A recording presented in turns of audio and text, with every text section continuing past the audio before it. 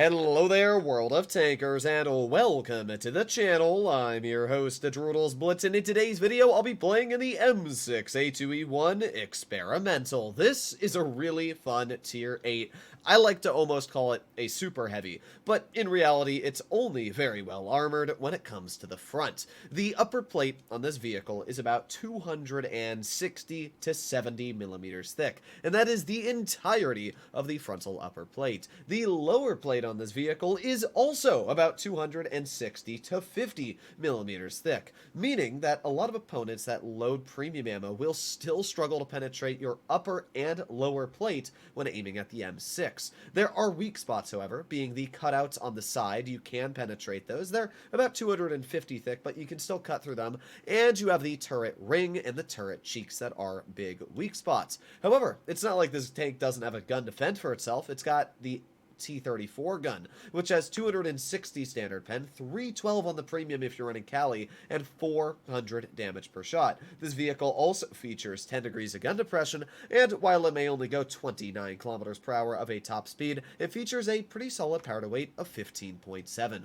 The M6 Experimental is currently for sale for 5,000 gold. The M6A2E1, just the tier 7, is 4,000 gold, but I'd suggest just to fork over that extra 1,000 if you wanted to get a higher tier vehicle. This has always been one of my favorite tanks. Oh, we almost loaded in the skirmish. I was playing with Bat Chat again today in skirmish, but the M6 is just one of the tanks that I've always really enjoyed playing. It was my first truly overpowered tank that I managed to get all the way back like maybe 5 or 6 years ago at this point. I remember the IS-3 Defender and this tank were two very, very formidable opponents back in the day because a lot of vehicles did not have nearly the amount of penetration they carry today. So a vehicle like the M6 kind of just got away with whatever it wanted. It's still a strong tank, but it's definitely not as powerful as it used to be. The enemy lineup has a 112 Glacial, an IS-5 Guardian. Oh, we're driving in reverse. There you go. Okay. We got a T-49. Oh, okay. Well, everybody's in my way here, but it's all good. That's not too bad of a lineup, though. We should be fine. Now, as I said, the power to weight on this vehicle is pretty solid. As long as nobody gets in front of me, we should be able to stay at about an average of 29, which is this vehicle's top speed, so it makes sense. When it comes to the armor, though, it's only good frontally. The sides of this tank are awful, like 50, 60 millimeters thick awful, which means, yeah, you can be penned with high explosive shells very, very easily. You do not want to put yourself in a compromised position when driving this tank.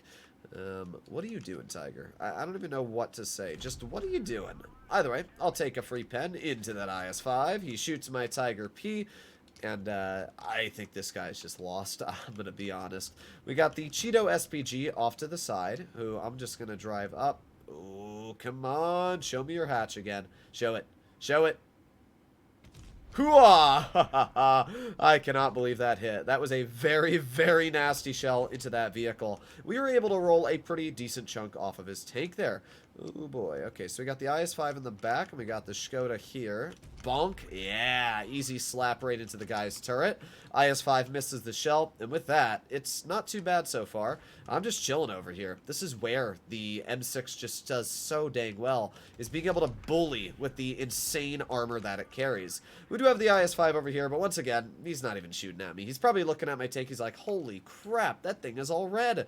And he's just shooting my Tiger P instead. So, let's make our way right over here and see if we can get a shell into the IS-5. I need to get around, well, I was going to say get around the corner before that IS is able to slap me, but that is one thing about this tank you have to be careful about, is the track wheel armor. It doesn't really have any, which means, yeah, it's pretty easy to penetrate this tank in the track wheel. However, you'll notice here, IS-5 slaps me in probably the turret ring. That's really the only spot you can pen this vehicle, but I can't complain. We've done a pretty solid job so far.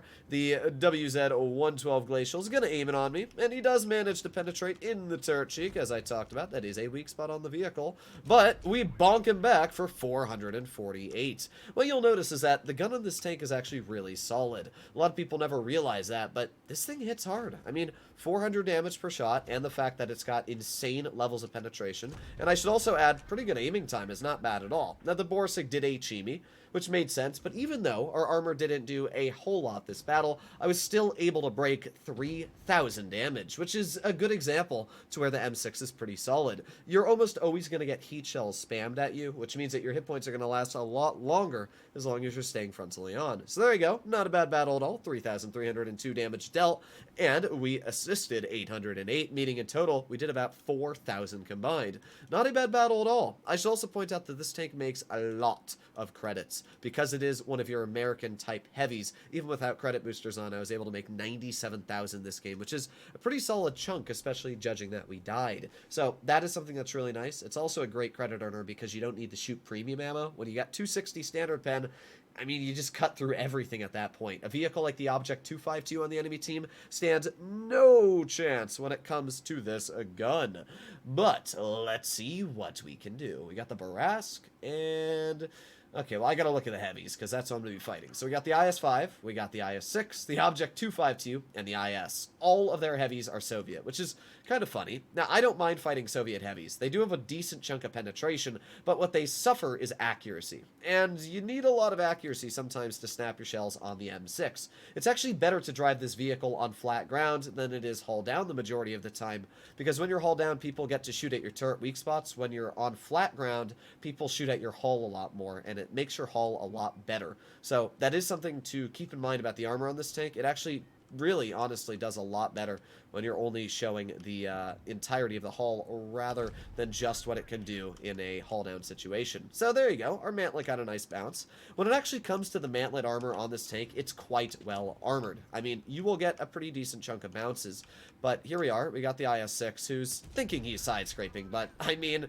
you can just see the ridiculous amounts of pen this vehicle does carry. It's enough to easily deal with that IS-6, even though he thinks he's side-scraping. So once again, if this IS-6 pokes his side, we should be able to get a pretty easy shell in, and there you go. Another easy shot, and I'll take it. Now, unfortunately, my teammate is getting quite badonked, and it looks like we are losing this fairly quickly, just looking at what's going on. Got the IS-6 over here again. If he tries poking, you all know what I'm going to do. Also got the 252 off to the side still. Got to be careful about that. What do I want to do here? Well, this could be a bit of a risky situation, but I'm going to do it. I'm going to drive over here and bonk. That was just sag. There's not much else to say apart from the sag there. But, oh well. I'm going to make my way over towards the 252U, and maybe we can get some damage into his vehicle. Hello, Mr. 252. There you go. One nice slap into his tank, and the IS-6 is able to just instantly slap me as well. I mean, in this situation, our team's just falling apart. This is just one of those games where there's not much you can really do, so you're going to just try your best. But we get a nice bounce, and once again, this IS-6 is cringe and shoots me. But there's not much, again, I'm able to do against that IS-6. I'm just going to back up like this, and let's see. There you go. Another nice bounce, but IS-6 is able to just smack the shell into my side. I mean, yeah, I probably could have lived a bit longer if I had tried to angle to the IS-6, but it didn't really matter. I mean, this team fell apart really fast. Unfortunately, it appears that the mediums on their side just absolutely pooped on our mediums. I'm not sure how our team did, but I can't imagine they did all too well. But as you'll notice, frontally, the M6 got a lot of bounces. Really, the only reason we died was because I drove out of cover to go deal with that 252. But the 252 bounced me 2 times out of the 3 shells I think he hit me with, and it's a good example to showcase where that frontal armor is really solid. When you get a game like this where your Black Prince, Stayer Waffenträger, T-29, and ISU combined deal less than 2,000 damage, I mean, obviously, you're going to get a pretty unfortunate loss. I mean, you can just see the Jagdpanther and Barask, both tanks that flanked, are able to farm the enemy, or my team. So, it's just a bit unfortunate it ended up working out like that. I don't know how our Chimera ended up falling apart so quickly, but that's just kind of how Blitz ends up being. Either way, I really like the M6 Experimental, and even though the second game wasn't that incredible, I think it still showcases where this tank is really nice.